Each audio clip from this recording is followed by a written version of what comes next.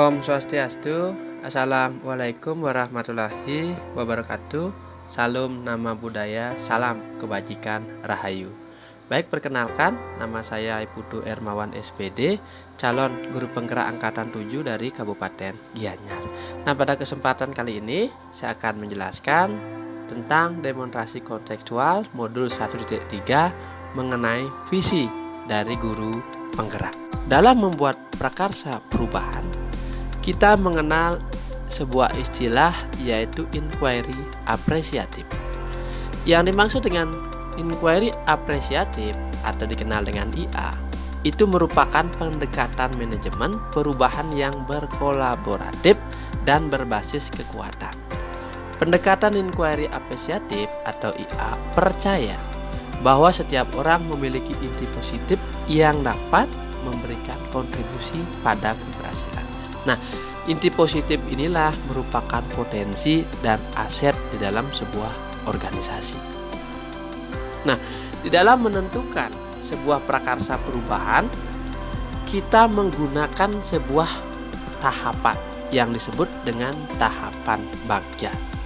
Nah, yaitu yang dimaksud dalam tahapan bagja ini, B itu adalah buat pertanyaan utamanya, kemudian ambil pelajaran, gali mimpi, J-nya jabarkan rencana, dan yang terakhir A-nya adalah atur eksekusi.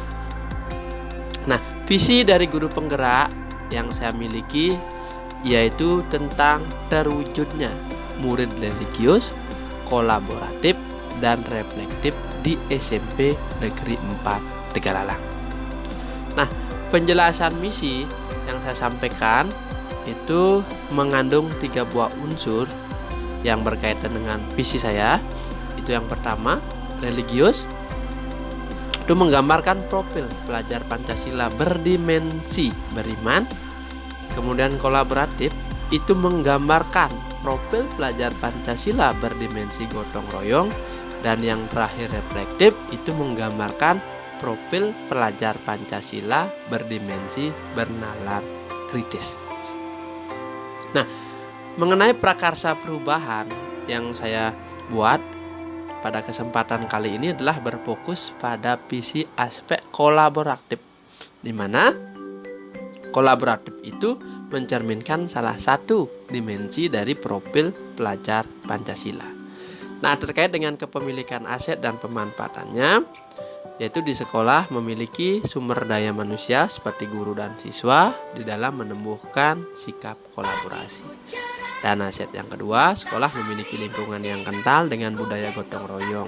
Jadi ini disilahkan dengan belajar berkelompok.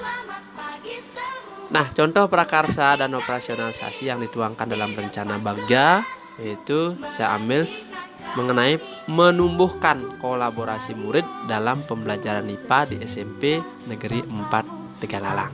Ya, tahapan bagja yang pertama itu buat pertanyaan.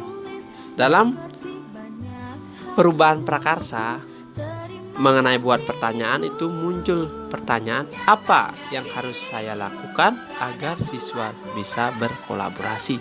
Yang kedua, mengapa murid saya tidak bisa berkolaborasi? Nah, tindakan yang saya ambil itu adalah memberikan motivasi ke siswa tentang pentingnya proses kolaborasi. Berikutnya, memberikan kuesioner kepada murid yang berisi pertanyaan tentang pentingnya kolaborasi siswa. Kemudian selanjutnya berdiskusi dengan teman sejawat dan kepala sekolah. Dan yang terakhir, mencari referensi tentang cara meningkatkan kolaborasi murid. Nah, di tahapan yang kedua mengenai ambil pelajaran itu muncul sebuah pertanyaan, siapa yang berhasil menumbuhkan kolaborasi murid? Bagaimana orang tersebut mampu menumbuhkan kolaborasi murid? Aktivitas apa yang mampu menumbuhkan kolaborasi murid? Situasi seperti apa yang mampu menumbuhkan kolaborasi murid? Dan yang terakhir, keterampilan apa saja yang diperlukan untuk menumbuhkan kolaborasi murid. Nah, di sini dari pertanyaan ini muncullah sebuah tindakan, yaitu melakukan diskusi dengan orang yang telah berhasil menumbuhkan kolaborasi murid. Dalam hal ini adalah kerja kelompok. Yang kedua, mengidentifikasi langkah-langkah dalam menyiapkan dan menciptakan kegiatan yang mendukung penumbuhan kerja kelompok murid di dalam kelas. Dan yang ketiga, menjelaskan kepada murid manfaat kerja kelompok di dalam sebuah pembelajaran. Dan yang terakhir, mengidentifikasi keterampilan yang diperlukan untuk menumbuhkan kolaborasi murid. Nah, di tahapan bagian selanjutnya mengenai gali mimpi itu muncul sebuah pertanyaan. Kebiasaan baru apa yang akan saya lakukan jika kolaborasi murid tumbuh? Yang kedua, hal baik apa saja yang dapat saya lakukan untuk mendukung murid tetap menunjukkan proses kolaborasi? Yang ketiga, aktivitas apa yang mampu menumbuhkan kolaborasi murid?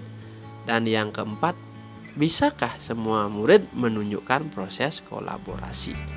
Nah, di sini tindakan yang saya ambil adalah memilih dan menentukan strategi pembelajaran dan membuat program pembiasaan sekolah untuk menumbuhkan proses kolaborasi, menjadikan kelas yang nyaman sebagai tempat menumbuhkan proses kolaborasi, membuat daftar kegiatan baru untuk mengoptimalkan proses tumbuhnya kerja kelompok dalam pembelajaran, dan yang terakhir, melibatkan semua murid dalam kegiatan sekolah, khususnya yang berhubungan dengan kerja kelompok. Dalam hal ini adalah gotong royong. Dan tahapan belajar yang keempat yaitu tentang jabarkan rencana. Nah, di dalam jabarkan rencana muncul sebuah pertanyaan, apa langkah pertama yang saya lakukan dalam menumbuhkan kolaborasi murid? Yang kedua, berapa lama target untuk menumbuhkan proses kolaborasi murid? Bagaimana cara mengukur kemajuan kolaborasi murid? 4. Tindakan apa yang dapat saya lakukan untuk mendukung penumbuhan kolaborasi murid? Dan yang terakhir, bagaimana caranya memberi motivasi agar proses kolaborasi murid itu tumbuh? Nah, di sini tindakan yang saya lakukan, yang pertama menggali motivasi murid agar kolaborasinya tumbuh di dalam kelas. Kemudian bertanya kepada murid tentang kesulitan melakukan kolaborasi dalam hal ini kerja kelompok. 3. Menciptakan suasana yang menyenangkan bagi siswa. Yang terakhir, menyusun strategi pembelajaran dan kegiatan pembiasaan yang dapat memfasilitasi murid untuk menumbuhkan kolaborasi di kelas. Nah, dan kesimpulannya membuat catatan khusus target yang dicapai. Nah, tibalah pada tahapan yang terakhir, yaitu mengenai atur eksekusi. Nah, pada tahapan atur eksekusi muncul pertanyaan, siapa saja yang akan saya libatkan dalam menumbuhkan kolaborasi murid? Kapan rencana penumbuhan kolaborasi murid dilakukan? Siapa saja yang akan mengawasi dan memantau prosesnya? Bagaimana cara mengukur kemajuannya? Dan yang terakhir, bagaimana rencana tindak lanjut untuk membudayakan kolaborasi murid?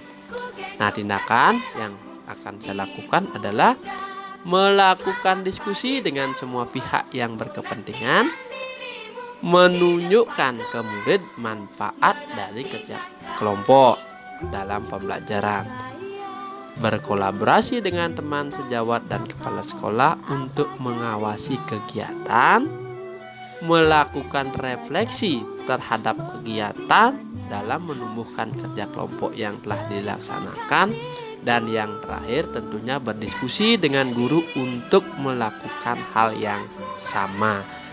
Nah, demikianlah prakarsa perubahan yang saya lakukan dan saya tuangkan di dalam tahapan-tahapan Bagja mengenai kolaboratif. Nah, demikian yang bisa saya sampaikan. Sebagai akhir kata, saya ucapkan terima kasih. Assalamualaikum warahmatullahi wabarakatuh. Om Santi Santi Santi Om.